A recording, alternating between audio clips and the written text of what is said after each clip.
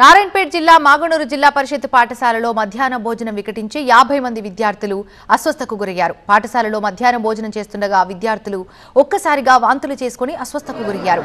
ఇది గమనించిన పాఠశాల సిబ్బంది, ఉపాధ్యాయులు విద్యార్థులని వెంటనే స్థానిక ఆసుపత్రికి తీసుకెళ్లారు. వారిలో 5గురి పరిస్థితి విషమంగా ఉంది.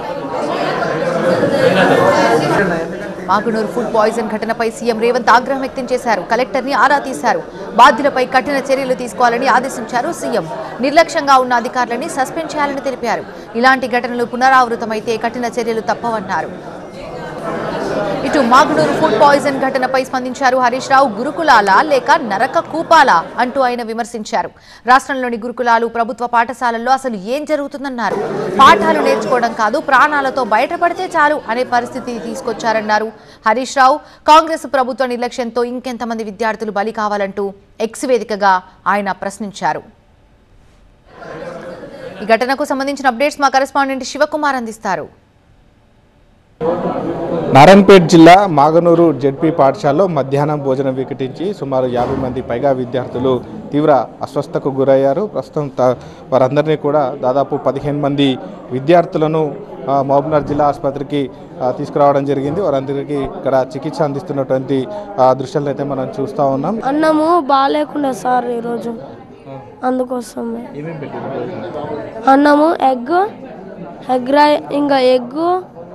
ఇంకా పాలకూర పప్పు ఇంకా అన్నం అయితే ఉడికి లేకుండా, అందుకోసమే చాలా మందికి ఇంకా కడుపు నొప్పి ఇంకా వాంతికు అయినా. అంతే.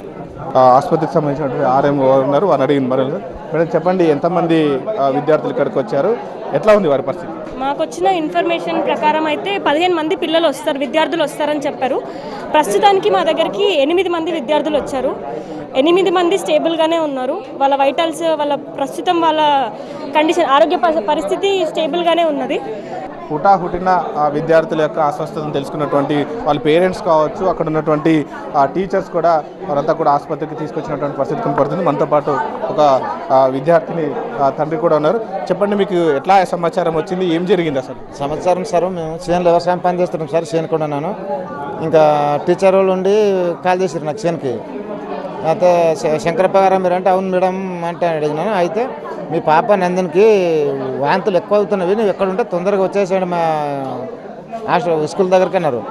స్కూల్ దగ్గరికి తొందరగా వచ్చేసాను సార్. వచ్చి తర్వాత ఏమంటే ఆడ చూస్తే మొత్తం 10-15 మంది పిల్లలు పుట్టుపాచన వల్ల దుల్లాడతారు అక్కడ దగ్గర. ఆయన ఇంకెనకనే మరి ముక్తాలకి పంపిరి ఆడపోతే మేడం మేడమన్నారు, ఇక్కడ కుదరదు, ఇది ఆక్సిజన్లు అవన్నీ తక్కువ ఉండవు, మహబూబ్నగర్ దొరకపోయినా అంటారు. మహబూబ్నగర్ దొరికొచ్చి దాకొనికి వచ్చి హాస్పిటల్. ఇక్కడ వస్తున్నటువంటి విద్యార్థుల ఆరోగ్య పరిస్థితి మాత్రం కొంత స్టేబుల్గానే కనిపిస్తున్నట్టుగా అయితే చెప్తున్నారు.